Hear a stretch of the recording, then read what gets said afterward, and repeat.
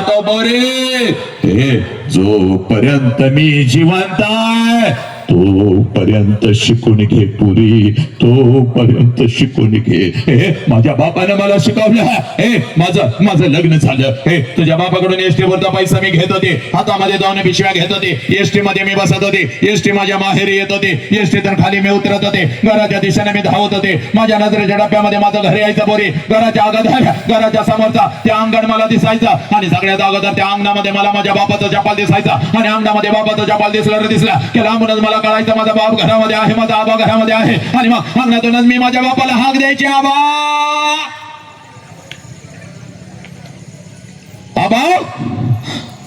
आणि आबा ही हाक माझ्या बापाच्या कानावरती पडताच जेवणाच्या ताटावरचा माझा बाप उठून पळत पळत बाहेर यायचा, माझ्या हातातल्या पिशव्या घ्यायचा आणि माझ्या कानात मला हळूच विचारायचा, पुरी सासरी सगळं ठीक तर आहे ना ग पुरी, मी तुला चुकीच्या ठिकाणी तर दिलं नाही ना ग पुरी. हे माझ्या आबाच्या डोळ्यातलं पाणी पुसत मी माझ्या बापाला म्हणायची, आबा सगळं काही चांगलं आहे आबा, तुमची आठवण आली म्हणून आले आबा, तुमची आठवण आली म्हणून आले आबा. रोज डोळ्यासमोर दिसत होता, तुमची किंमत मला नाही कळाली आबा. आबा तुमच्या लेकीकडून काही चुका झाल्या असतील तर माफ करा आबा, मला माफ करा.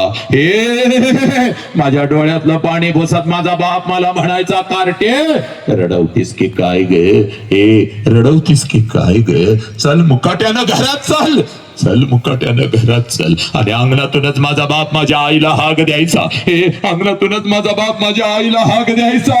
अगं ऐकलंस का ग, पोर आले की ग आपली, पोर आले की आपली, पोर आले की आपली. हे माझ्या बापाचे हाक माझ्या आईच्या कानावरती पडतात. जेवणाच्या ताटावरची माझी आई उठून पळत पळत बाहेर यायची. आईच्या हातामध्ये एक पाण्याचा तांब्या, दुसऱ्या हातामध्ये एक भाकरीचा तुकडा, हे दुसऱ्या हातामध्ये एक भाकरीचा तुकडा. हे माझी माऊली पळत पळत माझ्या जवळ यायची. हे तांब्यामध्ये भाकरीचा तुकडा बुडवायचे, माझ्यावरून ओढायचे, तुकडा इकडे इकडे टाकून द्यायचे. हे आणि मला म्हणायचे, पोरी थोडं गाल पुढं कर की काय. आणि गाल पुढं केलं की माझ्या दोन्ही गालाचा मुका घेत आपल्या आटी बोटा माझ्या गालावरून फिरवायचे आणि कडा कडा कडा कडा कडा कडा आपल्या कपाळात मोडत माझी आई मला म्हणायची, पोरे चल की का घरात. महिना झालं तुझा बाप नीट जेवला सुद्धा नाही की ग पोरी. तू घर सोडलास, तू घर सोडलास आणि तुझ्या बापानं अन्न सोडलं की ग पोरी. तुझ्यासाठी झरणारा तुझा हा बाप या 25 वर्षात मी कधी बघितला नव्हता पोरी. चल घरात आणि तुझ्या हाताने एखादा घास तुझ्या बापाला भरव पुरी. चल घरात. 25 वर्ष आता उलटून गेली पोरांनो, नीट ऐका, फक्त 10 मिनिट राहिली. 25 वर्ष आता उलटून गेली बघ पोरी. आणि 25 वर्षानंतर जेव्हा मी आता माझ्या माहेरी जाते ना ग, घर तेच आहे, अंगण ही तेच आहे, घर तेच आहे, अंगण हे तेच आहे. पण त्या अंगणामध्ये आता मला माझ्या बापाचं चप्पल दिसत नाही पुरी. त्या अंगणामध्ये आता मला माझ्या बापाचं चप्पल दिसत नाही. अंगणातून जरी मी हाक दिली, आबा जेवणाच्या ताटावरचा माझा बाप उठून आता पळत बाहेर येत नाही पुरी. माझ्या हातातल्या पिशव्या आता माझा बाप घेत नाही पुरी. आणि माझ्या कानामध्ये आता मला हळूच विचारत नाही, पुरी कशी आहेस ग पुरी, पुरी कशी आहेस. हे अंगणातूनच माझा बाप आता माझ्या आईला हाक देत नाही. आईच्या कानावर माझ्या बापाची हाक आता पडत नाही पोरी. जेवणाच्या ताटावरची माझी माय माऊली उठून आता पळत बाहेर येत नाही.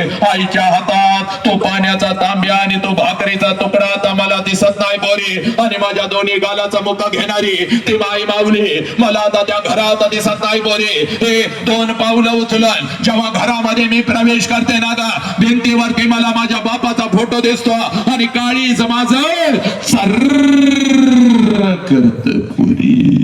काळीज माझं सर्र करत. बाप जिवंत असताना बापाला एखाद नवीन चप्पल घेऊन आले असते तर किती बरं झालं असतं. बाप जिवंत असताना बापाला एखादा नवीन शर्ट आणून त्याच्या अंगामध्ये घातला असता तर किती बरं झालं असतं. बाप जिवंत असताना थोडस तेल या ओंजळीमध्ये घेऊन बापाच्या डोक्यावर घातलं असतं तर किती बरं झालं असतं.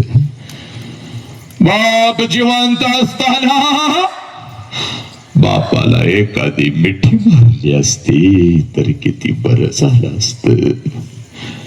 बाप जिवंत असताना थोडस गरम पाणी करून बापाला आंघोळ घातली असती तर किती बरं झालं असतं.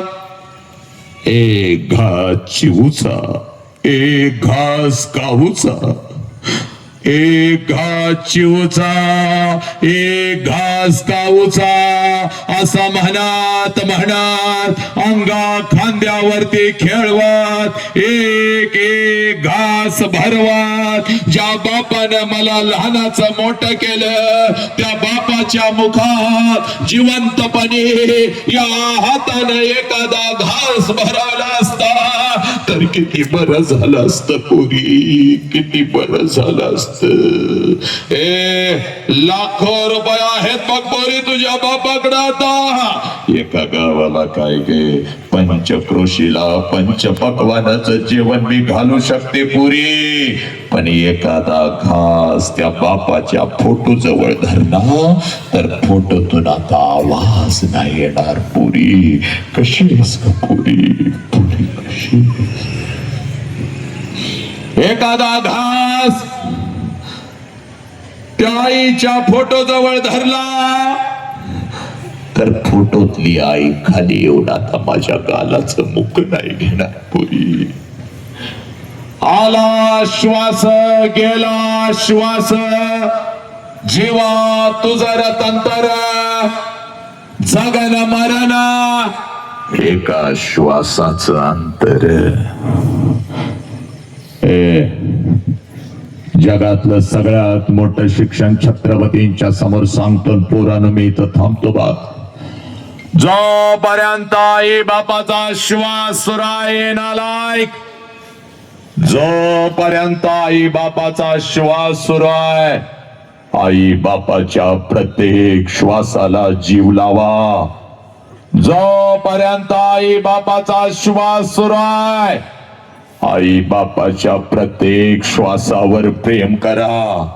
एकदा का आई बापाचा श्वास निघून गेला भिंतीवरचा बाप कधीच खाली येऊन आपल्याला मिठीत घेत नसतो आणि भिंतीवरची आई कधीच आपल्या गालाचं मुख घेत नसती. उद्या डॉक्टर व्हाल, उद्या इंजिनियर व्हाल, उद्या वकील व्हाल, उद्या लाखो आणि करोडो रुपये कमवाल आणि ते लाखो आणि करोडो रुपये त्या तिरुपतीच्या चरणावर जरी तुम्ही ओतलेत आणि ते लाखो आणि करोडो रुपये त्या शिर्डी साईबाबाच्या चरणावर जरी तुम्ही ओतलेत तर तो शिर्डीचा साईबाबा आणि तो तिरुपती तुझा गेलेला बाप तुला परत नाही आणून देऊ शकणार बोरा. म्हणून तुला सांगतो तुझ्या आयुष्यामध्ये तुझा एकच देव आहे ज्या देवाचं नाव सारा बाप आहे पोरा.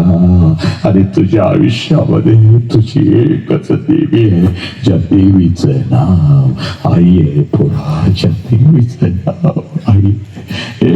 पण आज आई बापाच्या तोंडावर आम्ही थुंकू लागलो. पोरीनो, बापाची टाच कधी हातामध्ये घेतलीस का ग? हे शेवटची फक्त 10 मिनिटं ऐकली. हे बापाची टाच कधी हातामध्ये घेतली का? हे 100 भेगा पडल्या तुझ्या बापाच्या टाचाला, पण तुझ्या टाचावर एक भेग सुद्धा त्या वाघानं येऊ दिली नाही. पोरीनो, हे पाठीच्या थंडीमध्ये जेव्हा झोपलेला असताना का अंथरुणामध्ये 2-2 चादरी हे ब्लँकेट अंगावरती घेऊन झोपलेला असताना ग, तेव्हा त्याच ग अंधारात कुठल्या तर शेतात चिखल तुडवत तुझा बाप पिकाला पाणी पाजत असतो आणि एकटंच बिचार पडपडत असतंय. दीदी आता 12वीला जाणार, दादा आता 9वीला आला. हे मला पैशाची गरज आहे, माझ्या गरजा कमी करून माझ्या लेकरांना मला जपायचं आहे. हे आणि त्याच बापाच्या तोंडावर तुम्ही थुंकू लागला कुठला तर हरामखोर कुत्र्यासाठी. हे पोरीनो, का ग माझ्या लेकरा आईला धमकी देता मोबाईल दे बघ, मोबाईल दे बघ, नाहीतर मी काय तर करून घेते बघ, मी आत्महत्या करते बघ, मी मरते बघ. आईचं काळीच धस्स होतं. तुझा बाप येतो ग कामावरून, जेवायला बसतो, एक घास मुखात आहे, एक घास हातात आहे, आणि तुझी आई म्हणती लेकीला मोबाईल घेऊन द्या हो, नाहीतर जीवाचं काहीतर बरं वाईट करतो म्हणती. एकुलती एक माझी लेक आहे, माझी लक्ष्मी आहे. हे तोंडातला घास काढता येत नाही म्हणून बाप कसा तर गिळतो, हातातला घास ताटातच टाकतो आणि भरलेल्या ताटावरून तुझा बाप उठतो की ग, भरलेल्या ताटावरून तुझा बाप उठतो. हे कुठल्या तर मित्राकडे जाऊन बिचारासारखं झुकतंय ग, गरीबासारखं. हे माझ्याकडे एक 20,000 रुपये आहेत, एक 10,000 रुपयांची गरज आहे, पुढच्या महिन्यात तुझं पैसे देतो, नक्की देतो. लेकीला मोबाईल घेऊन द्यायचा आहे. पुरी दुसऱ्या दिवशी तुझ्या हातात मोबाईल येतो आणि त्याच मोबाईलवरती रात्रीच्या 12 वाजेपर्यंत कोण कुणाचा तुला माहिती सुद्धा नाही, त्या इन्स्टावरती तुम्ही चॅटिंग करत बसता. आई म्हणती पुरी रात्रीच्या 12 वाजले झोप की का, तुला काय कळतंय, माझ्या संशय घेतीस काय? मग मी असं करते बघ, मी तसं करते बघ. आई बाबाच्या डोळ्यामध्ये धूळ झोपता, कुठला तर नालायक लांडगा बरोबर तुला फसवतो आणि याच रस्त्यावरून हत्तीसारख्या चालणाऱ्या बापाला पोलीस स्टेशनला उभं करता. का ग पोरीनो, हे इन्स्टावरून ओळख झाली म्हणून त्या पोराला बोलवलं, त्याचा खून करून टाकला. इन्स्टावरून ओळख झाली, त्या लेकीला बोलवलं, तिच्या शरीराचा उपभोग घेऊन तिला गटारीमध्ये फेकलं. अरे असं लांडगं लपलेलं आहे बघ पोरी, हे तुझ्यावर तुटून पडू लागले. हे पोरानो, हे माझ्या लेकराला या सोशल मीडियाच्या माध्यमातून तुझ्या हातामध्ये मग गांजा देऊ लागला, कोणतर विमल खाऊ लागला, कोणतर तुला सांगू लागला हे का ते का ते का ते का, तुम्हाला व्यसनाच्या विळख्यामध्ये अडकू लागले आणि आमच्या लेकींच्या वरती तुटून पडू लागली. का ग माझ्या लेकरांनो, हे म्हणून आज तुझ्या समोर उभा आहे. हे पोरा इकडे बघ रे, IPLच्या राना मोजत बसला, याने एवढ्या राना काढल्या, त्याने तेवढ्या राना काढल्या. हे याच्या राना मोजलास, 2020च्या राना मोजलास, त्यांच्यासाठी रात्रीच्या 12 वाजेपर्यंत मोबाईल घेऊन काय चौकात उभं राहिला. आठवडा त्यांची चर्चा काय करू लागला, कुठला तर पिक्चर, त्यानं एवढे कोट कमावले, तेवढे कोट कमावले, त्यानं असा खून केला, त्यानं तसा खून केला. अरे त्यांच्या चर्चा तुम्ही रंगवू लागला. पण तुला जन्माला घातल्यापासून तुला मोठं करेपर्यंत या गावच्या रस्त्यावर तुझ्या बापानं किती राना काढल्या, किती टाचा शिजवल्या, साला त्याचा हिसाब मात्र कधी ठेवला नाहीस म्हणता लेकरा. थांबतो बघिता म्हणून आज तुझ्या समोर उभा आहे वाघ. घड्याळाची only 6 minutes I am going to talk with you, but this 6 minutes is the important in your life. Yes, this 6 minutes will change your life. पळत आज घरी जायचा.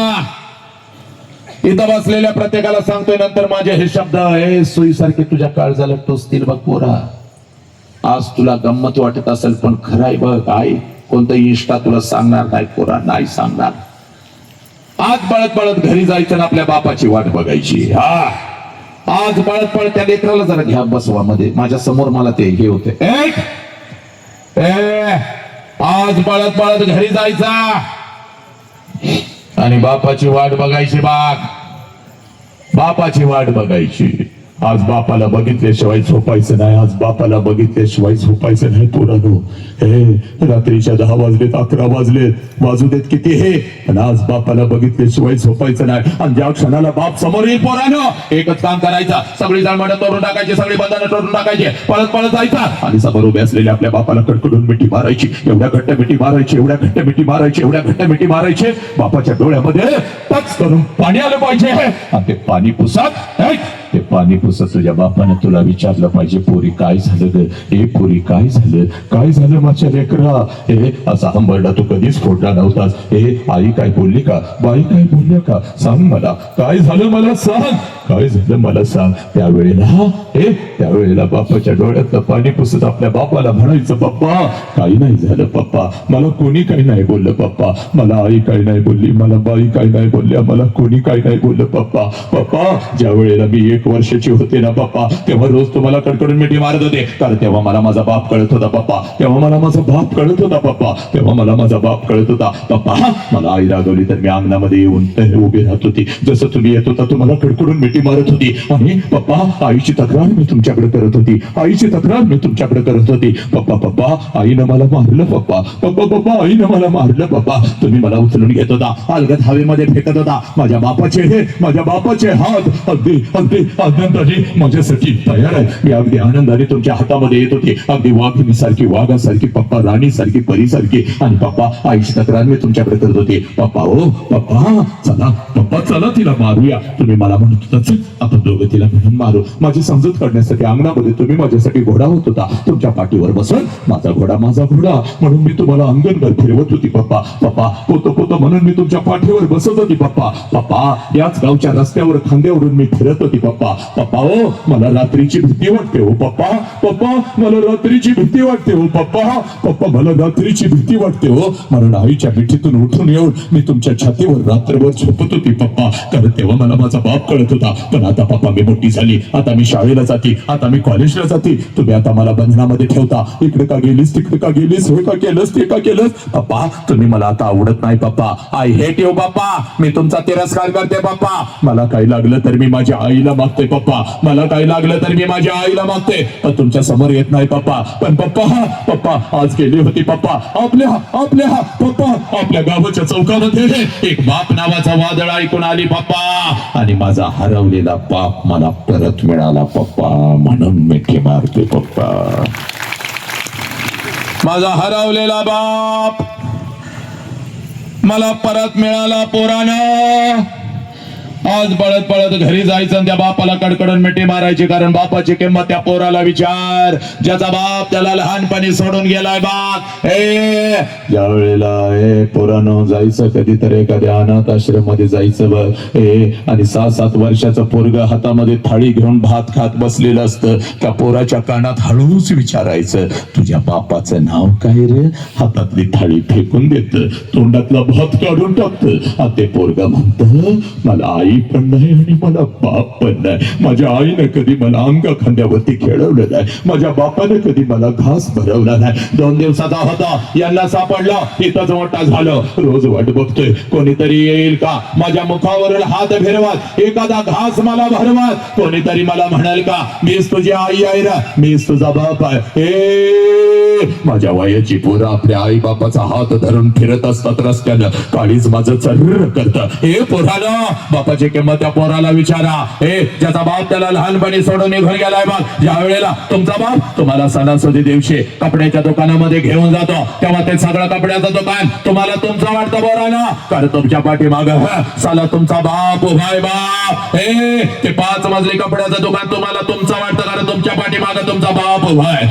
ज्या कपड्याला हात घालाल तो कपडा तुमचा, ज्या वस्तूला हात घालाल ती वस्तू तुमची. सणासुदीला ते कपडे घालून तुम्ही मिरवत असता. माझ्या बापाने शर्ट घेतला, माझ्या बापाने पॅन्ट घेतले, आणि बिना बापाचा पोरगा कुठल्या तर झाडाखाली उभा असता, तुमच्या अंगावरचे नवीन कपडे बघत असता. आता पोराच्या मनामध्ये विचारत असाल, हा माझा बाप जिवंत असतं तर माझ्या अंगावर सुद्धा अशीच नवीन कपडे चढली असते. ते पोरगा पळत घरी जाता बघ, ते पोरगा पळत घरी जाता बघ, आपल्या आईच्या गाळ्यामध्ये पडतं, आणि हंबरडा फोडत आपल्या आईला म्हणतं, या आय ग आय, माझ्या सगळ्या मित्रांच्या अंगावर नवीन कपडे आले मला. त्यावेळेला बिना बापाच्या पोराला ती माऊली म्हणते, बाळा 2 दिवसाने येणार आहेत, माझा पैसा घेते, तुला एखादा शर्ट कापडू नको. पोराला माहित असतं 2 दिवसांना आपला पैसा येणार नाही, आणि आई आपल्याला शर्ट घेऊन देऊ शकणार नाही. तो एकमेकाला मिठी मारून रडत असतात. पोरगा बापाच्या आठवणीत, माऊली आपल्या कुंपाच्या आठवणीत, आधी माऊली आपल्या लेकराला म्हणजे बाप गेल्यापासून तुझा बाप झाली की नाही सांग बरं ग. येत्यात पैसे माझं घेऊया तुला एखादा शर्ट. त्यावेळेला ते पोरगा आपल्या आईच्या डोळ्यातला अश्रू पुसत आपल्या आईला म्हणत, आय नको मला शर्ट, आय तू रडू नको, आय तू रडू नको. तुला जर काय झालं तर मी जायचं कुठं, आय तुला जर काय झालं तर मी कोणाला पकडून रडायचं, आय मी शिकणार, आय मी एवढा शिकणार, आय प्रत्येक सणाला नाही, आय प्रत्येक दिवसाला तुझ्या अंगावर मी नवीन कपडा चढवणार, आय एवढा शिकणार, आय छत्रपतींची शपथ पोरानं, ज्या लेकराला आपल्या आई बापाच्या डोळ्यातला अश्रू कळाला ते लेकरू माणूस म्हणून घडलं. हे थांबतो बघितलं पोरानं, पण तुम्हाला तुमच्या आई बापाच्या डोळ्यातला अश्रू कळाला का? नाही कळाला.